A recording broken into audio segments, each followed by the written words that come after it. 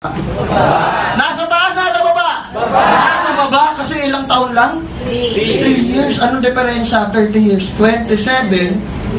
Dito sa B-Mobile ang kumikita niyan, ano ginagawa ng 27 years? Pasaran. Tama? Nagsiswimming kahit hindi naman summer. Diba? Nagsashopping kahit hindi sale. Diba? Nood-nood ng sine. Pagtapos ng isang palabas, isa na naman. Pagkatapos, isa na naman. Kaya gawin? Sa madaling salta, nag-e-enjoy. Ito, yung kumikita ng 10,000 isang buwan. Anong ginagawa ng 27 years? Tatrabaho. Tama? Sweldo, sahod, bayad? Utang. Sinusunod si boss. Alam niyo ibig sabihin ng job? Gusto niyo malaman? Ibig sabihin ng job, just obey boss. Di ba lagi mo lang sinusunod si boss mo? Sabi mo nga, Tomo. Di ba? Totoo ba? Kahit mali na yung boss mo, sinusunod mo pa rin. So, para kumita ka ng ganyan, anong gagawin mo? Tanong mo sa akin, ano? Simple lang. Ito, pakibasa. Lakasan mo, ano? Sacrifice from the root word? Okay, next. Pakibasa. Iba nag-iisip pa. Ano yung sakri? Tama? Ano yung pang-apat? Copy business. Ibig sabihin po, ano mas madali? Mangopya mag-isip. Mangopya mag-isip. Huwag ka na mag-isip, lalo't wala kang isip. Sa school, pag nangopya ka, masama ka ba? Yes. Dito sa B-Mobile, pag magaling ka mangopya, valedictorian nga. Halatang-halata kung dito yung malakas mangopya. Ano yung kukopyahin mo? Tanong mo sa akin, ano? Yung mga tamang ginagawa nung mga kumita dito. Ulitin ko ha, hindi ko nilahat. Tama po ba? Sabi ko yung mga tama. Sabi mo sa katabi mo, friend? Yung tama lang. Tama ba? Nakita mo ako dito, tumalon sa bintana, patay, susunod ka. Tama, wag ganon. Yung mga... Kaya lang, paano mo makikita yung ginagawa ng mga yumaman dito, kumita dito, kung wala ka dito? Tama po ba? Yes, kasi tayo mga technopreneur, may mga sakit tayo. Ano sakit natin? Gusto nyo malaman? Ako daw, hindi ako naninira, okay? Hindi ko kayo pinapatamaan. Hindi ko po ugaling manakit ng kapwa ko, okay? Hindi kita pinapatamaan yung katabi mo. Tayong technopreneur, ito sakit natin. Hindi ka pupunta ng office pag wala kang guest. Tama? Kasi iniisip mo sa akin pamasahe. Wala ako 500. Ano gagawin mo doon? Sabi mo, TOMO, Tomo. Ang ina naman, isa pa, Tomo. Diba? Simple lang. Pag may guest na, busy ka ba? Malamang ba katabi mo yan? Pinapaypayan mo pa yan pagka mainit. Tatanungin mo, kumain ka na ba? Hindi pa nga sakto, may pandesal ako dito, may bacon yan. Tama ba ito? May soft drinks pa. Diba? Sige, makinig ka lang. Busy ka? Busy ka ba? Yes. Paano pag wala kang guest? Busy ka? Hindi. That's the time makikita mo, maririnig mo yung ginagawa ng mga milyonaryo dito. Sample, yung isang milyonaryo dyan sa labas, may kausap na negative. Ang daming binabato na negative. Yung mga tanong na negative na yun, itatanong din ba sa'yo sa future yun? Ito lagi ka nandito, naririnig mo ba yung dapat isagot? Yes. So, anong gagawin mo? Lagi kang pupunta dito. Magsasakri from the root word guys, gusto ko malaman, sino dito yung malalayo? Taas ang kamay. Lahat ng malayo, palakpakan nyo nga yung sarili nyo. Diba? Pansinin nyo, marami bang Pinoy pumupunta sa Saudi para kumita ng pera? Yes. Marami ba? Yes. Tingnan mo to. Ano mas malapit? Saudi Ortigas. Saudi Ortigas. Ortigas, ba't ka nalalayuan? Masakit, pumunta sila doon kasama pamilya? Kasama pamilya? May kaibigan ako nag-abroad. Isa yung anak. Bago umalis, magbalik, tatlong taon, 4 na anak. Di ba masakit? Masarap ba dito kasama pamilya mo kumikita ka? Sabi mo, masarap. So, anong gagawin lang natin? Copy business. Madali lang. Madali lang ba mangopya? Oo naman, okay. At panguli, pakibasa. Wake of the future. Ibig sabihin yung multi-level marketing, ito yung uso sa future. Pansinin nyo, di ba yung mga bagay-bagay pinapadali para sa ating mga tao? Tama ba? Yes, sample, sulat, communication. Okay, pag-usapan natin communication. Ano yung communication nung unang panahon? Bago sulat, sabi ng lolo ko meron daw. Sabi ng lolo ko, gusto nyo malaman? Sabi ng lolo ko meron daw usok-usok. kalapate, wala pa tayo ng ano. Diba? Meron daw usok. Pagka may dalawang usok, kasi yung lolo ko, panahon ng hapon yun. Pag may dalawang usok, padating na yung mga hapon. Tama? Pag may 3 usok, mayroong birthday sa barangay.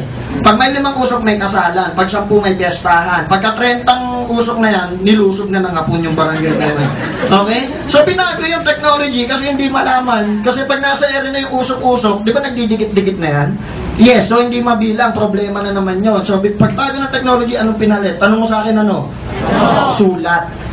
Diba? O napag-usapan na rin natin yung sunog. Nasunog yung bahay nyo, tupok, abong-abo. Sumulat ka sa nanay mo, nay, nasunog, pasensya na, naiwan yung kandila, ganyan-ganyan. Pagka ano mo, matagal ba marireceive ng nanay mo? Yes. Ikaw nakamove on na, nanay mo, magluluksa pa lang. So, anong problema doon? Diba? Delayed. Bago niya ma-receive. Tama? So, dapat on the spot. Diba? So, anong dumating? Hindi cellphone. Meron pa. Phone, patawag mo sa bahay. Nandyan po ba si kuya? Wala. Umalis. Makakausap mo, gusto mo kausapin?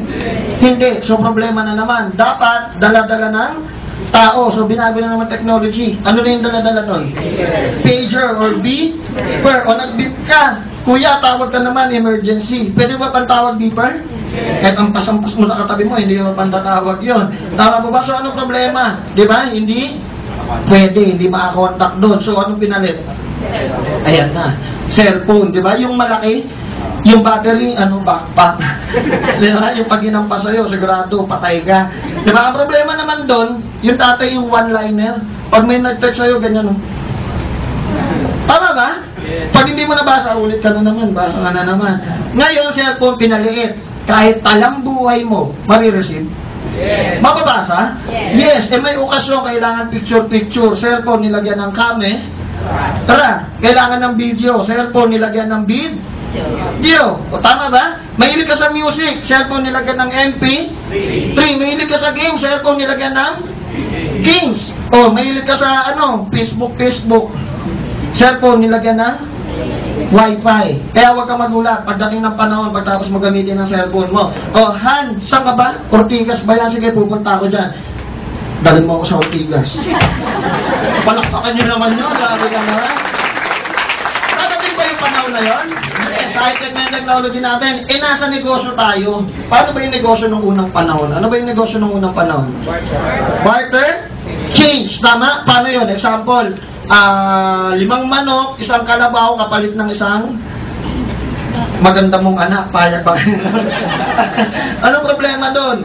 Di ba? Hindi malaman kung patas ba yung value. So, anong dumating? Ano na uso? Pera. Nung dumating yung pera, nagkaroon ng mga tindahan. Di ba? Kasi yung barter, di ba? Dala-dala nila yung maganda nilang anak. Ito, pagkain, wala kayong makain. Di ba? Nauso na yung tindahan. Kaya lang, meron pang hangover yung barter na yan. Yung mga tao gusto pa rin maggala-gala. Nauso yung direct selling. Ayun yung, sir, kakatok sa bahay mo. Gusto mo lipstick? Try nanin sa'yo. Tama ba? Direct selling. Yung iba naman, ayoko naman magbahay-bahay. May pera naman ako eh. Tatayo na lang ako ng franchise. So, nauso yung franchising. Yung iba naman, wala naman akong pera eh. Di ba? Hindi ko kaya magtayo ng franchise. Ano nauso?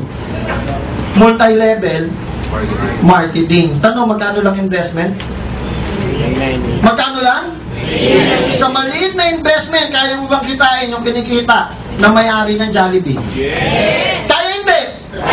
Kaya hindi? Palakpakan mo sarili mo, nandito ka ngayon. Tama ba? Tanong, itong 5 reasons na to, sulit ba? Sulit ba? Sabihin mo sa kami mo, friend? What sulit, mama? Tama ba? Ano sagot ni Gelsakino doon? It's getting more than what we paid for. Sana lumakas din tong electric fan na to. Palakpakan mo naman tong electric fan na to. Grabe, hindi na. Tama ba? Tanong, sulit? Yes. Tama ba? Alam nyo ba, sa tagal nyo huminga sa mundo, yung B-Mobile, isa sa pinakamagandang desisyon na ginawa nyo. Kaya palakpakan nyo pang mayaman sa sarili nyo. Tama? Sulit ba? Ang hina naman, sulit ba? Yes, sulit na sulit. Ito ng tanong. Alam niyo na yung why. Anong sumunod? How? Paano? Isa pa nga, sabi mo paano? Unang-una, hindi mo magagawa ang isang bagay kung meron kang takot at meron kang duda. Totoo hindi? Totoo! Tanong, saan natin naman na yung takot? May idea kayo? Nanay. Sa magulang po natin. Di ba nung mga bata tayo, pagka ayaw mo ng ulam, yung nanay mo sasabihin niya sa'yo, anak, kumain ka na. Ayan na yung ipis, padating na patay ka. Ngayon, tumanda ka, takot ka sa ipis. Pag nalayo ka sa tatay mo, sabi ng tatay mo sa'yo, anak, wag ka dyan sa dilim. May mumu. Ngayon, tumanda ka, takot ka sa dilim. Para iba ka, nag-e-enjoy yata sa dilim. Mas madilim, much better. Para naging best friend na yung mumu doon. Tama po ba? Fear, kasi hindi mo pa alam dahil first time. Tama? Naalala nyo pa ba yung first time kayo nakahalik? Tawa kayo din ha. Parang iba, parang worse yung naranasan. Tama ba? Naalala nyo ba? Yes, ako, I'm 27 years old ngayon. Yung first time kong umalik, 25.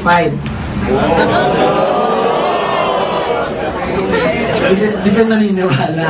Basta 25. Just yan, na. Dumating na sa point ngayon. Excited siya. Chill lang. kasi hindi ko alam yung gagawin ko. Hindi, pipikit-pikit ba ako? Diba, kakapit ba ako sa kanya? Wag ba ako sa bewang? Naalala ko yung mga kaibigan ko pag nagiinuman. Pag may pagalingan ka daw, niloloko nila ako. Lalabas mo daw kagad yung dila mo. Hindi ko alam yung gagawin. Ano, nilalabas ko yung dila ko na. Sabi nung, tama ba? Pero nung nagdikit yung labi namin, masarap. Masarap? Yes. Tanong, hahanapan natin mo ulit? Parang B-Mobile din pala yun. Sa una, nakakatakot. Pero nung naranasan mo, enjoy. Enjoy ba? Yes. Kaya huwag kang mata. Sample pa ng first time, yung sa school. Di ba? Nung kinder ako, lagi ako tumitingin sa bintana. Kinicheck ko yung nanay ko nandiyan pa. Okay. Lesson ulit. X squared minus kinder, no? Algebra na nag-aaral. Tapos check na naman sa nanay. Pagtingin ko, wala na yung nanay ko.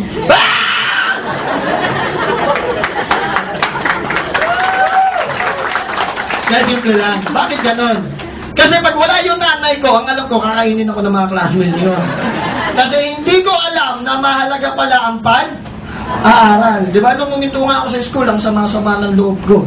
Di ba? Akala ko wala ng pag-asa. Pero mali pala. Dahil sa B-Mobile, may pag-asa ba? Yeah. May pag-asa ba? Yes, sobrang ganda sa B-Mobile. Kahit wala kang diploma, hindi ka magaling sa math, hindi ka magaling sa science, di ba? Hindi ka magaling sa English. Basta may pangarap ka, welcome ka. Maganda ba bantay-bantay? Yeah. Palagpakan mo naman yan. Tama ko ba? Wala dito, patingin ako diploma mo, wala kang diploma, labas. Masarap ba dito, patas-patas tayo lang?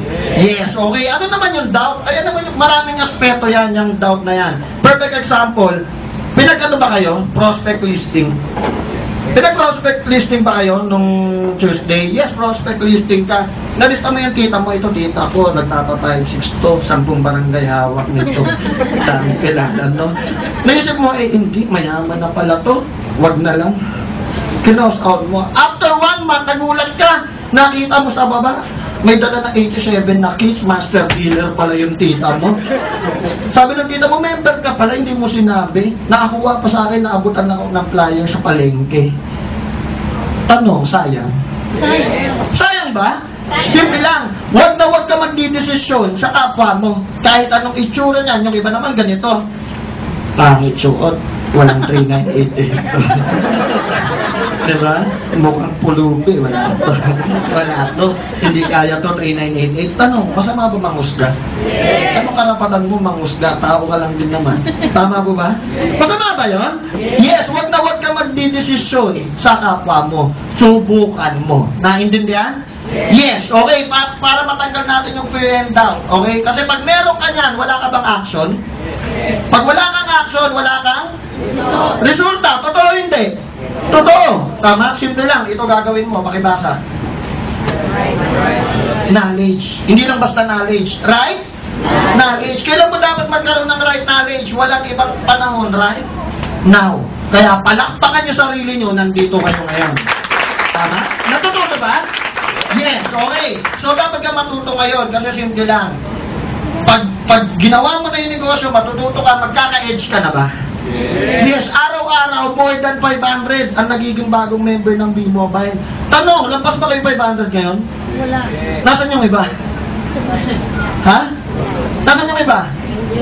Tulog, nasa bahay. Alam nyo sa bahay, simple lang, tanong mo sa akin ano?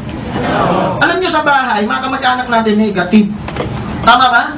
Kami po, yung mga, sino talaga yung gusto maging milyonaryo? Taas ang kamay. Bigyan ko kayo ng tip ha. Kung gusto mo maging milyonaryo, huwag ka magmamadaling umuwi. Tanong mo sa akin, bakit? Ngayon, umuwi ka na. Umuwi ka. Nanay mo negative, kapatid mo negative, kasabi mo matulog. Pag-gising nila, gising ka din. Taawain ka na naman, scam yan. Kalokohan yan. Kami, umuwi kami alas 2, alas 3 na, nag-usap-usap kami kung paano gawin yung negosyo. Pag uwi namin, tulog na mga negative? Tulog na? Yes! Dahil madaling araw kami umuwi, tanghali na kami gigising? Pag-gising namin, umalis na mga negative? Yes, kaya huwag ka magmadali umuwi. Tama ba? Yung iba ngayon, tingin ng ano, sa orasan nila, sa uwi na ako, wala nang masakyan sa MRT, wala nang bus, di ba? Huwag mo isipin yun. Isipin mo, sa susunod, pag ginawa ko tong B-Mobile, may kotse na ako. Tama ba? So, naman namadali, simple lang. Layo-layo ka sa mga negative sa bahay. Ang madami ba negative sa bahay? Yes. So, okay lang ba kahit hanggang alas 2 tayo dito? Eh, ba't? Yes. Parang ayaw naman. Tama po ba? Pag may edge ka na, simple lang, kikita ka na ba? Kikita ka na ba? At pag kumita ka na ba, meron ka na bang K? Alam mo yung K? Pakaway-kaway ka na lang. Diba yung mga M-Club? Kaway-kaway, pakamay-kamay, pakuha-kuha ng picture. Then mamaya po, pwede mo magpa-picture. Wala akong magtutulakan, pila-pila lang po. So ito naman, unang-una, ano yung unang-una mo dapat malaman? Ano mo sa akin? Ano? Unang-una, how to endorse. Alam mo lahat. Alam mo paano gawin yung negosyo. Kaya alam wala kang member. Ano mangyari sa'yo? Sabi mo nga, Tomo. Unang-una dapat mo matutunan how to endorse. Sino naman? I-endorsewan ko. Unang-una, tanong mo sa akin, sino? Isa pa? Yung malambing. Unang-una, family and friends. Okay, simple lang po kasi. Pag hindi mo sila na-endorsewan, pag yumaman ka, nagkakotse ka, nagkakondo ka, ano sabihin nila sa'yo? Selfish ka, makasarili ka, may maganda ka palang negosyo, di mo sinabi. Tama? Pero pag sinabi mo pa rin, sinabi ko, sabihin mo eh. Ito sasagot nila sa'yo. Pagtapos mo explain yung B-Mobile, ilang buwan ka na ba dyan? Tama? Sino nakaranas niyan? Taas kamay. Yan. Palakpakan nga lahat na nakaranas. Ibig sabihin, ginagawa niyo yung negosyo, kaya niyo naranasan yan. Tama? Yes. Okay, after nila sabihin yan, ito na yung sasagot. Magkano na kinita mo? Tama mali? Tama. Pag hindi ka bago ka pa lang, isang linggo ka pa lang, gusto milyonaryo ka na, wala ka mapakitang resulta, ito na sasabihin yan. Laka pa eh. Laka, walang kwenta yung negosyo mo. At pag nasabi nila sa iyan, ito na. Ito worse. Balikan mo ko pag mayaman ka na. Tama ba? Marami kong kaibigan ganyan sa market. Nagsisimula ako, punta ako doon. May negosyo ko, ganyan. Sige Brad, balikan mo ako pag mayaman ka na. Paano yun? Kung yung mga kaibigan mo, lahat sinabi yan, paano kayo yaman? So meron akong paraan. Gusto nyo malaman? Yes! Excited ba kayo? Yes! Ito yung tinatawag nila na ano, pakibasa na ano. Pero may tawag pa ako dyan. Gusto nyo malaman? Yes! Ito yung tawag ko. Ninja technique. Gusto nyo malaman yung ninja technique? Yes! Ang ibig sabihin yan, kakausap ka sa hindi mo kakilala. Tanong, ano mas marami? Kakilala mo hindi? Hindi. Kakilala mo hindi? Hindi. Hindi mas malaki market mo pag natutunan mo to. Tama ba?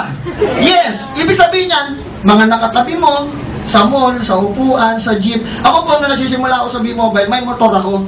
Diba? Pero naisip ko, wala akong makausap. Kasi nakamotor eh. Pwede ba may mga tao sa jeep, pag huling ko, uy, B-Mobile kayo, B-Mobile.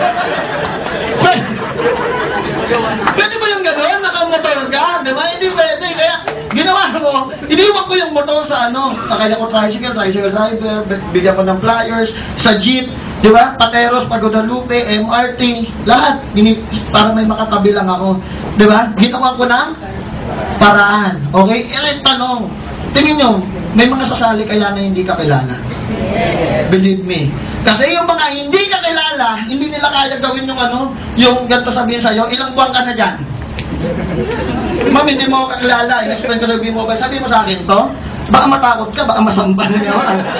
Diba? Sabihin mo sa'yo, magkano lang kinikita mo? Hindi! Wala ka pa rin! Kaya ganyan yan, nang hindi mo kilala? Hindi. Iniisip lang nila yan, pero hindi nila kaya iba to. Yung family and friends, sila lang gumagawa yan. Kasi kakilala ka, nila. Yung may kilala sa inyo, sila lang yung may lakas ng loob, tarantaduhin kayo. Totoo hindi? Totoo eh. Yung mga tao, yung mga hindi mo kakilala, syempre, hindi yung mga negative. So, hindi